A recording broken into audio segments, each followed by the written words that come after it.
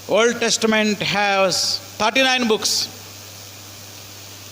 క్రొత్త నిబంధన గ్రంథంలో 27 పుస్తకాలు ఉన్నాయి. క్రొత్త నిబంధనలు ఎన్ని ఉన్నాయి? 27. చెప్పండి, 39, 27 ఎంత? 66.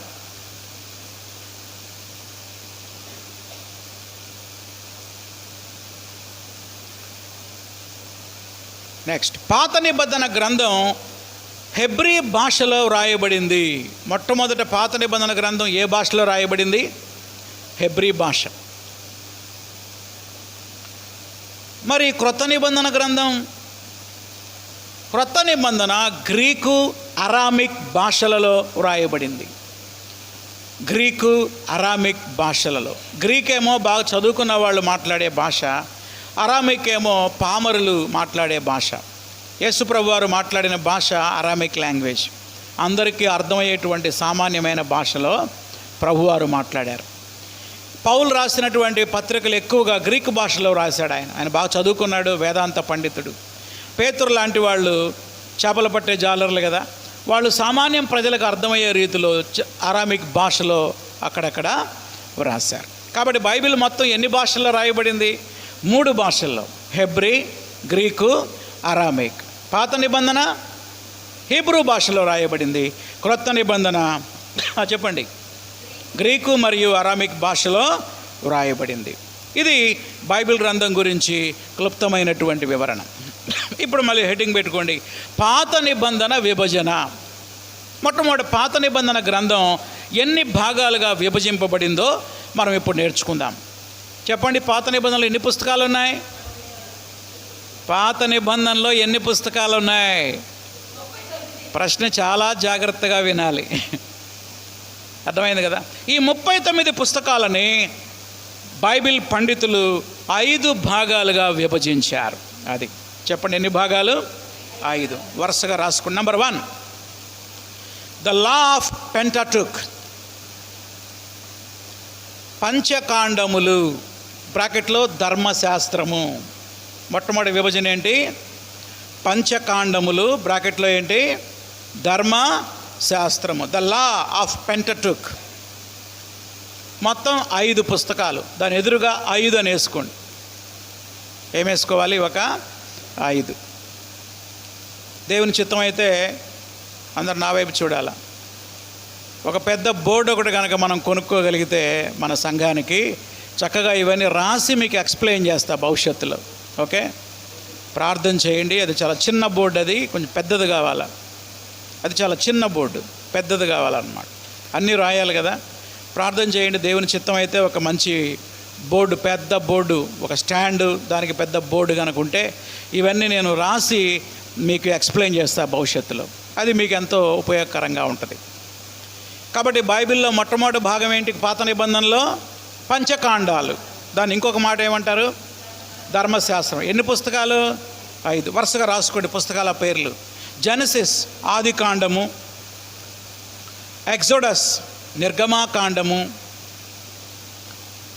లెవిటికస్, లేవియా కాండము.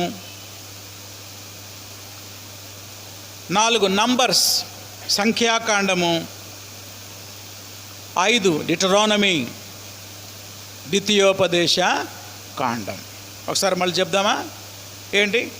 ఆది కాండం, నిర్గమాకాండం, లేవియా కాండం, సంఖ్యాకాండం, ద్వితీయ. మన పాటలో పల్లవి అదే కదా, ఆది కాండం, నిర్గమాకాండం, లేవియా కాండము, సంఖ్యాకాండము, ద్వితీయోపదేశ కాండములు 5. చూసారా? ఆ పల్లవిలోనే మొదటి గ్రూప్ వచ్చేసిందనమాట. కాబట్టి ఫస్ట్ గ్రూప్ ఏంటి చెప్పండి? పంచకాండములు. ఫస్ట్ గ్రూప్ పేరేంటి? పంచకాండములు. ఎన్ని? అవి ఏవి? చూసి చెప్పండి ఆన్సర్. పంచకాండాలు 5. పంచ అంటేనే 5 అండి. అది పంచ అంటే ఏంటి? 5. 1 2 3 4 5 అంటారు కదా పంచకాండాలు. ఏమేంటి 5? ఆది కాండం, నిర్గమాకాండం, లేవియాకాండం, సంఖ్యాకాండం, ద్వితీయోపదేశకాండం. నెక్స్ట్ సెకండ్ గ్రూప్ నెంబర్ 2, రెండవ విభజన. హిస్టారికల్ బుక్స్, చరిత్ర గ్రంథాలు. హిస్టారికల్ బుక్స్ చరిత్ర గ్రంథాలు. తర్వాత వరుస ఏంటంటే పాత నిబంధనలో చరిత్ర గ్రంథాలు ఇవి 12.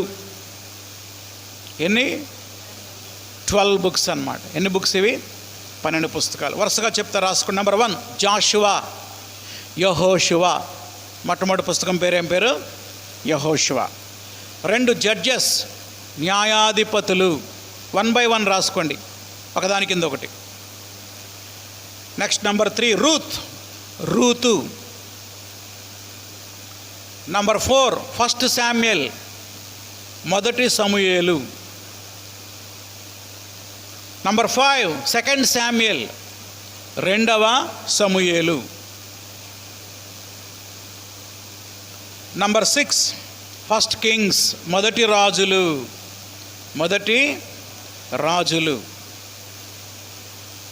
నంబర్ 7 2 కింగ్స్, రెండవ రాజులు. నంబర్ 8 1 క్రానికల్స్, మొదటి దినవృత్తాంతములు. 8వది ఏంటి చెప్పండి? మొదటి దినవృత్తాంతాలు. నంబర్ 9 2 క్రానికల్స్, రెండవ దినవృత్తాంతములు. Number 10 Ezra. 10వ గ్రంథం ఏంటి? Ezra. Number 11 Nehemiah. Number 12 Esther. ఇవన్నీ ఏ గ్రంథాలు? చరిత్ర గ్రంథాలు. అనగా బైబిల్లో ఏముందో తెలుసా? హిస్టరీ కూడా ఉందన్నమాట, చరిత్ర కూడా ఉంది. చరిత్ర అంటే ఏంటి? గతంలో జరిగినటువంటి విషయాలు. నిన్నటి వరకు జరిగిందంతా చరిత్రే. నేను బిఏ చదువుకునేటప్పుడు మాకు ఒక టెక్స్ట్ బుక్ ఉండేది, హిస్టరీ, చరిత్ర, భారతదేశ చరిత్ర అని, ప్రపంచ చరిత్ర అని చదివేవాళ్ళం అన్నమాట. అలాగే బైబిల్ గ్రంథంలో కూడా ఏ పుస్తకాలు ఉన్నాయి? హిస్టారికల్ బుక్స్ ఉన్నాయి అన్నమాట. యెహోషువ చరిత్ర ఉంది, న్యాయాధిపతుల చరిత్ర ఉంది, రూతు యొక్క చరిత్ర ఉంది, తర్వాత దావీదు చరిత్ర, సమూయేలు చరిత్ర, రాజుల చరిత్ర ఉంది, ఎజ్రా చరిత్ర ఉంది, జరుబ్బాబేలు చరిత్ర ఉంది, నెహెమ్యా చరిత్ర ఉంది, ఎస్తేరు చరిత్ర. నిజంగా అసలు ఇవన్నీ చదివితే ఎంత చరిత్ర అర్థమైద్దో మనకి. కాబట్టి 2వ విభాగం పేరేం పేరు? చరిత్ర గ్రంథాలు. మొత్తం ఎన్ని? 12. వరుసగా చెప్తారు, ఎవరైనా చూసి చెప్పండి, పర్వాలేదు. యెహోషువ, న్యాయాధిపతులు, రూతు, 1వ సమూయేలు, 2వ సమూయేలు, 1వ రాజులు, 2వ రాజులు, 1వ దినవృత్తాంతాలు, 2వ దినవృత్తాంతాలు, ఎజ్రా, నెహెమ్యా, ఎస్తేర్. ఇవన్నీ చూడకుండా కంఠస్థం చేయాలి మనం. వచ్చే వారం అడగనా మరి? ఎవరినన్నా అడగమంటారు, వద్దంటారు? చరిత్ర పుస్తకాలు ఎన్ని అనగానే మీరు లేచి చెప్పాలి, టకటగా చూసి కాదండు, చూడకుండా చెప్పాలి. నెక్స్ట్ 3వ విభాగం. పాత నిబంధనలో 3వ విభాగం పేరు ద పొయిటిక్ బుక్స్, పద్య భాగము, కావ్య గ్రంథాలు. దీన్ని పద్య భాగం అంటారు, లేదా కావ్య గ్రంథాలని కూడా అంటారు. పద్య భాగము లేదా కావ్య గ్రంథాలు. ఏంటి దాని అర్థం ఏంటి? పద్యాలు, కావ్యాలు. కావ్యం అంటే కవిత్వం అన్నమాట, పాటలు. ఒక విషయాన్ని మనం మాట రూపంలో చెప్తాం, ఇంకోటి ఎలా చెప్తాం? పాట రూపంలో కూడా చెప్తాం. ఇప్పుడు 66 పుస్తకాల గురించి ఇప్పుడు నేను ఎట చెబుతున్నాను? మాట రూపంలో చెప్తున్నా. ఇందాక ప్రారంభంలో ఏం చేశాను? దాన్ని పాట రూపంలో చెప్పామన్నమాట. అంటే ఒకే విషయాన్ని మనం 2 రకాలుగా చెప్పొచ్చు. మాట రూపంలో చెప్పొచ్చు, ఇంకా పాట రూపంలో చెప్పండి. పాట బాగా గుర్తుంటుందా, మాట బాగా గుర్తుంటుందా?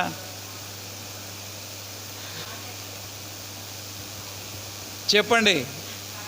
పాటే గుర్తుంటుంది అన్నమాట. అందుకే దేవుడు ఏం చేశాడంటే, మానవులు దేవుని వాక్యాన్ని బాగా గుర్తుపెట్టుకోవాలని దేవుని వాక్య సత్యాలు కావ్య రూపంలో కూడా దేవుడు మనకి అందించాడు. దేవునికి స్తోత్రం కలుగునుగాక. నిజంగా మనం ఎంత ధన్యులం అండి. మాట రూపంలో అయితే మనం మర్చిపోతామేమోనని దేవుడు మనకి జ్ఞాపకం చేయడానికి దాన్ని ఏ రూపంలో కూడా ఇచ్చాడు? పాటల రూపంలో కూడా ఇచ్చాడు. కావ్యాల రూపంలో, పద్యాల రూపంలో కూడా దేవుడు దేవుని వాక్య సత్యాలని మనకిచ్చాడు. అవి ఎన్ని పుస్తకాలంటే 5. కావ్య గ్రంథాలు ఎన్ని చెప్పండి, గట్టిగా చెప్పండి, ఎన్ని? 5. వరుసగా చూద్దాం. నెంబర్ 1 జోబు, యోబు. నెంబర్ 2 సామ్స్, కీర్తనలు. రెండో పుస్తకం పేరేంటి? కీర్తనలు. నెంబర్ 3 ప్రోవెబ్స్, సామెతలు. ప్రోవెబ్స్, సామెతలు.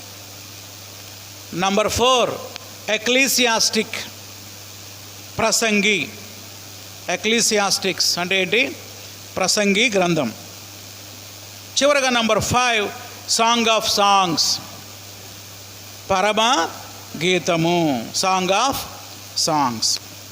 బైబిల్ గ్రంథములో పాత నిబంధనలో 3వ విభాగం పేరు కావ్య గ్రంథాలు అంటారు. ఏమంటారు? కావ్య గ్రంథాలు. ఇవన్నీ కూడా పొయిటిక్ స్టైల్లో రాయబడ్డాయి, ఒక పాట రూపంలో, పద్య రూపంలో రాయబడ్డాయి. అవి ఎన్ని పుస్తకాలు? 5. చెప్పండి. ఒకటేంటి? యోబు గ్రంథం. 2 కీర్తనల గ్రంథం. 3 సామెతల గ్రంథం. 4వది ప్రసంగి గ్రంథం. 5వది పరమగీత గ్రంథం. ఇది 3వ విభాగం. నెక్స్ట్ 4వ విభాగం పెద్ద ప్రవక్తలు, పెద్ద ప్రవక్తల గ్రంథాలు. The major prophetic books. పెద్ద ప్రవక్తల గ్రంథాలు, మేజర్ ప్రొఫెటికల్ బుక్స్. పెద్ద ప్రవక్తల గ్రంథాలు మొత్తం 5. ఏంటండి మొత్తం ఎన్ని? 5. నంబర్ 1 ఐజయా, యోషయా. చెప్పండి ఎవరైనా? యోషయా గ్రంథం. నంబర్ 2 జెరమాయా, ఇర్మియా గ్రంథం. ఇర్మియా గ్రంథం. నంబర్ 3 లామెంటేషన్స్, విలాప వాక్యములు. ఏంటి గ్రంథం పేరు? విలాప వాక్యములు. నంబర్ 4 ఎజ్కేల్, ఎహెస్కేల్ గ్రంథం. నంబర్ 5 డానియల్, దానియేలు గ్రంథం. వీరి ఈ 5 పుస్తకాలని ఏమని పిలుస్తారు బైబిల్లో? పెద్ద ప్రవక్తల గ్రంథాలు, ద మేజర్ ప్రొఫెటికల్ బుక్స్. చెప్పండి ఏమేంటో? యెషయా గ్రంథం, ఇర్మియా గ్రంథం, విలాప వాక్యముల గ్రంథం, యెహెస్కేలు గ్రంథం, దానియేలు గ్రంథం. ఈ 5 గ్రంథాలని ఏమంటారు? పెద్ద ప్రవక్తల గ్రంథాలు. ఇవన్నీ పుస్తకాలు మొత్తం 5. ఇక చివరిగా ద మైనర్ ప్రాఫిటికల్ బుక్స్, చిన్న ప్రవక్తల గ్రంథాలు. The minor prophetical books, minor prophetical books. ఒకసారి అందరు వినండి, నా వైపు చూడండి. ఇక్కడ పెద్ద చిన్న అంటే అర్థం వాళ్ళు గొప్పోళ్ళని వీళ్ళు తక్కువ వాళ్ళని కాదండి. అలా అనుకుంటారు కొంతమంది. అమ్మో ఆయన పెద్ద ప్రవక్త అంట, ఈయన మరీ చిన్న ప్రవక్త అంటే వయసులో చిన్న కాదు, లేకపోతే ఆయన వయసులో పెద్ద కాదు, లేకపోతే ఆయన గొప్ప కాదు, ఈయనేం తక్కువ కాదు. పెద్ద ప్రవక్తల గ్రంథాలంటే విస్తారంగా వ్రాశారు, ఎక్కువ అధ్యాయాలు ఉంటాయి. యెషయా గ్రంథం ఉందనుకోండి 66 అధ్యాయాలు ఉన్నాయి. ఓబద్యా గ్రంథం ఉందనుకోండి 1 అధ్యాయమే ఉంది. చిన్న ప్రవక్తలు అంటే కొద్దిగా మాత్రమే వ్రాశారు, వాళ్ళేమో చాలా ఎక్కువ విషయాలు రాశారు. దేవుడు వీళ్ళని ఇంతవరకే రాయమన్నాడు, వాళ్ళని విస్తారంగా రాయమన్నాడు. అర్థమవుతుందా మీకు? అంతేగాని ఓ పెద్ద ప్రవక్తలు అంటే వాళ్ళు చాలా గ్రేట్ కాబోలు, చిన్న ప్రవక్తల ఏముంది వీళ్ళకి ఏం తెలుసులే, వీళ్ళ చదివినా ఒకటే చదవపోయినా ఒకటే అనుకోవద్దండి. అలా మిస్అండర్స్టాండ్ చేసుకోవద్దు. కాబట్టి చిన్న ప్రవక్తల గ్రంథాలు మొత్తం 12. ఎన్ని పుస్తకాలు ఇవి? 12 బుక్స్, 12 పుస్తకాలు. నెంబర్ 1 హోషేయా, హోషేయా. నెంబర్ 2 జోయల్, యోవేలు. రెండో గ్రంథం ఏంటి? యోవేలు. నెంబర్ 3 ఆమోస్, ఆమోస్. నెంబర్ 4 ఒబడాయా, ఒబద్యా. ఒబడాయా అంటే ఓబద్యా. నెంబర్ 5 జోనా, యోనా గ్రంథం. 5వది ఏంటి? యోనా. 6వది మీకా, మీకా గ్రంథం. 7వది నహూము గ్రంథం. 7వది ఏంటి? నహూము గ్రంథం. 8వది హబక్కుకు గ్రంథం, హబక్కుకు. 8వది ఏంటి? హబక్కుకు. 9వది జఫన్యా గ్రంథం, 9వది జఫన్యా. 10వది హగ్గయి. 10వది ఏంటి? హగ్గయి. 11వది జకర్యా. 11వది ఏంటి? జకర్యా. 12వది మలాకి. దీంతో పాత నిబంధన అయిపోయింది. ఒకసారి చెప్తారా ఈ 12 ఏంటో? పర్లేదు, సూచి చెప్పండి. హోషేయ, యోవేలు, ఆమోసు, ఓబద్యా, యోనా, మీకా, నహూము, హబక్కుకు, జఫన్యా, హగ్గయి, జకర్యా, మలాకి. నేను అన్నీ గుర్తుపెట్టుకుంటా, కానీ ఒక్కోసారి 12 పుస్తకాల దగ్గర తడబడతా ఉంటా. దేని తర్వాత ఏదని చెప్పలేను నేను. అందుకనే దేవుడు ఈ చక్కటి పాట రాయడానికి ప్రభు కృప చూపించాడు నాకు. ఇక ఎప్పుడైనా మర్చిపోతే నేను ఆ పాట పాడుకుంటా, చరణం. హోషేయ, యోవేలు, ఆమోసు గ్రంథములు, ఓబద్యా, యోనా, మీకా, నహూము గ్రంథములు, హబక్కుకు, జఫన్యా, హగ్గయి గ్రంథములు, జకర్యా, మలాకి, చిన్న ప్రవక్తల గ్రంథములు, చిన్న ప్రవక్తల గ్రంథములు. ఆ చరణం పాడుకోగానే దేని తర్వాత ఏదో వెంటనే అర్థం అయిద్ది అనమాట. యాక్చువల్గా ఈ పాట నేను సండే స్కూల్ పిల్లల కోసం రాశాను. హైదరాబాద్లో మా ఫ్రెండ్ ఉన్నాడు, భూఫేష్ అని. ఆయన సండే స్కూల్ పరిచర్య చేస్తూ ఉంటాడు. ఆయన ఒకసారి చెప్పాడు నాకు, అన్న సండే స్కూల్ పిల్లల కోసం ఆయన సండే స్కూల్ పరిచర్య చేస్తూ ఉంటాడు, 66 పుస్తకాలని పిల్లలు కంఠస్థం చేసి చెప్పగలిగే పాట ఒకటి రాయమన్నాడు. అప్పుడు నేను ప్రార్థన చేసి ప్రభుని అడిగినప్పుడు దేవుడు ఈ పాట ఇచ్చాడు అన్నమాట. అలా వచ్చింది ఈ పాట. కానీ ఈ పాట బైబిల్ కాలేజీలో ఉన్న విద్యార్థులకు కూడా నేర్పించినప్పుడు వారికి కూడా ఎంతో ఆత్మీయంగా ఉపయోగకరంగా ఉంది ఈ పాట. రైట్. ఇప్పుడు దాకా మనం ఏం విభజన చూసాం? పాత నిబంధన విభజన. ఇప్పుడు కొత్త నిబంధన విభజన కూడా చూద్దాం. క్రొత్త నిబంధన విభజన చెప్పండి. క్రొత్త నిబంధనలో ఎన్ని పుస్తకాలు ఉన్నాయి? 27 పుస్తకాలు. నంబర్ 1 సువార్తలు. ఏంటి చెప్పండి? మొట్టమొదటిది ఏంటి? సువార్తలు. మొత్తం 4. మత్తయి, 2 మార్కు, 3 లూకా, 4 యోహాను. చెప్పండి. ఫస్ట్ బుక్ ఏంటి? మాథ్యూ. మత్తయి. రెండవది మార్క్. మూడవది లూక్. నాలుగవది యోహాను. జాన్ అంటారు ఇంగ్లీష్లో, జాన్. నెక్స్ట్ రెండవ విభజన చరిత్ర గ్రంథము. ఒకటేమో సువార్తలు, అవి 4. రెండవది చరిత్ర గ్రంథం. చరిత్ర గ్రంథం ఒక్కటేనండి. అదేంటంటే అపోస్తుల కార్యములు. చరిత్ర గ్రంథాలు ఎన్ని? ఒకటే. పాత నిబంధనలు ఎన్ని చెప్పండి? చరిత్ర గ్రంథాలు ఎన్ని పాత నిబంధనలు? ప్రశ్న చాలా జాగ్రత్తగా వినాలి. పర్వాలేదు, సూచి చెప్పండి. చెప్పలేరా? 12. చరిత్ర గ్రంథాలు ఎన్ని పాత నిబంధనలో? 12. మరి కొత్త నిబంధనలో ఓన్లీ 1. ఏంటది? ఒక్కటే, అపోస్తుల కార్యములు. నెక్స్ట్ మూడవ విభజన పౌలు పత్రికలు. చెప్పండి, ఎవరి పత్రికలు ఇవి? పౌలు రాసిన పత్రికలు. మొత్తం 14. మొత్తం ఎన్ని? 14. వరుసగా రాసుకోండి. రోమా పత్రిక, రోమన్స్. తర్వాత 1వ కొరింథీ, 2వ కొరింథీ. అప్పటికి 3 అయినాయి.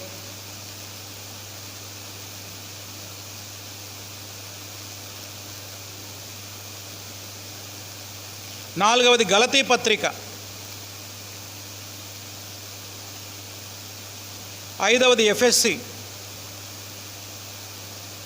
6వది ఫిలిప్పి. 7వది కొలస్సీ పత్రిక. 8, 9 1వ దెస్సలోనిక, 2వ దెస్సలోనిక. 10, 11 1వ తిమోతి, 2వ తిమోతి. 12 తీతు. 13 ఫిలోమోను,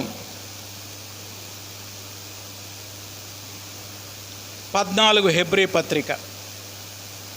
ఇవన్నీ ఎవరు రాశారు చెప్పండి? పౌలు రాసిన పత్రికలు. ఒకసారి చదవనా మళ్ళీ? రోమా పత్రిక 1 కొరింథీ, 2వ కొరింథీ, గలతీ పత్రిక, ఎఫెసీ పత్రిక, ఫిలిప్పీ పత్రిక, కొలస్సీ పత్రిక, 1వ దెస్సలోనిక, 2వ దెస్సలోనిక, 1వ తిమోతి, 2వ తిమోతి, తీతుకు రాసిన పత్రిక, ఫిలోమోను పత్రిక. 14వది ఏంటి? హెబ్రీ పత్రిక. తెలుగు బైబిల్లో హెబ్రీ పత్రిక పౌలు రాశాడని రాసి ఉంది, కానీ ఇంగ్లీష్ బైబిల్లో పౌలు రాశాడని ఎక్కడ లేదండి. జస్ట్ ద హీబ్రూస్ అంటారు. నా వైపు చూడండి ఒకసారి. చాలామంది బైబిల్ పండితులు హెబ్రీ పత్రిక పౌలు రాయలేదంటారు. ఎక్కువ మంది. కొంతమంది పౌలే రాసి ఉంటాడు అనుకుంటాడు. ఎవరు రాసినా మనం ఒకటి నమ్ముతున్నాం. 66 పుస్తకాలు ఎవరు రాశారు? పరిశుద్ధాత్మ దేవుడు రాశాడు. ఎవరు రాశారండి? పరిశుద్ధాత్మ దేవుడు రాశాడు. పరిశుద్ధాత్మ దేవుడు ఈ గ్రంథాలను మనకి ఇచ్చాడు. ఇప్పుడు ఎన్ని భాగాలైనవి? 3 అయిపోయినాయి. 1 సువార్తలు, 2 చెప్పండి చరిత్ర గ్రంథం, 3వది పౌలు పత్రికలు. ఇప్పుడు కొత్త నిబంధన విభజన చూస్తున్నామండి మనం. అర్థం కాలేదా మీకు? కొత్త నిబంధన గ్రంథం యొక్క విభజన. కొత్త నిబంధన గ్రంథాన్ని 5 భాగాలుగా విభజించవచ్చు. మొట్టమొదటిది ఏంటి? సువార్తలు, అది మొదటిది. 4. రెండవది ఏంటి? చరిత్ర గ్రంథము. అవన్నీ ఒకటే. చరిత్ర గ్రంథం 1. మూడోది ఏంటి? పౌలు రాసిన పత్రికలు. ఎన్ని? 14. రోమా నుంచి ఎక్కడి దాకా? హెబ్రీ వరకు. ఇక 4వ భాగం ఏంటో హెడ్డింగ్ పెట్టుకోండి. 4వదిగా సాధారణ పత్రికలు. ఏంటివి? సాధారణ పత్రికలు. సాధారణ పత్రికలు అంటే అవేమో అసాధారణమైనవని, ఇవి సాధారణమైనవని కాదండి. సాధారణ పత్రికలు అంటే వివిధ రకాల రచయితలు రాసిన పత్రికలు అన్నమాట. పై ఏమో ఓన్లీ పౌలు రాశాడు, ఇవేమో వేరు వేరు వ్యక్తులు రాశారు. అందుకే నా పాటలో ఇతరులు రాసిన పత్రికలు అనే పదం రాశాను నేను. చూడండి, ఈ పత్రికలు ఎన్నో మనం కౌంట్ చేద్దాం. నెంబర్ 1 హెబ్రీ, క్షమించండి యాకోబు. మొట్టమొదటిది ఏంటి? యాకోబు. 2, 3 1వ పేతురు, 2వ పేతురు.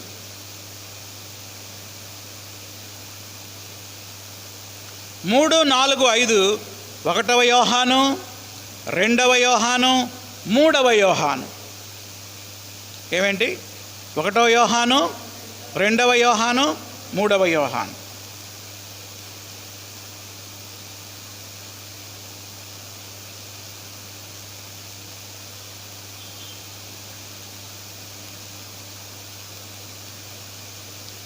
ఇప్పుడు 6 గ్రంథాలు అయినాయి. చెప్పండి. ఒకటేంటి? యాకోబు పత్రిక. 2వది 1 పేతురు, 3వది 2వ పేతురు, 4వది 1వ యోహాను, 5వది 2వ యోహాను, 6వది 3వ యోహాను, 7వది యోధా పత్రిక. 7వది ఏంటి? యోధా పత్రిక. ఒకసారి చెప్తారు ఇవేంటో మొత్తం. యాకోబు పత్రిక సాధారణ పత్రికల్లో. 2వది 1 పేతురు, 2వది 2వ పేతురు, 3వది 1 యోహాను, 4వది 2వ యోహాను, 6వది 3వ యోహాను, 7వది యోధా పత్రిక. వీటిని ఏమంటారు? సాధారణ పత్రికలు. సాధారణం అంటే తక్కువని కాదండి, అవేమో అసాధారణమైనవి కాదు. ఇవి సాధారణమైనవి అంటే అర్థం ఏంటంటే పౌలు కాకుండా వేరు వేరు వ్యక్తులు రాసిన పత్రిక. చూడండి ఎవరెవరు రాశారు? యాకోబు రాశాడు, పేతురు రాశాడు, యోహాన్ రాశాడు, ఇంకెవరు రాశారు? యోధా కూడా రాశాడు. వివిధ రకాల వ్యక్తులు కలిసి రాశారు కనుక దీన్ని ఏమని పిలిచారు?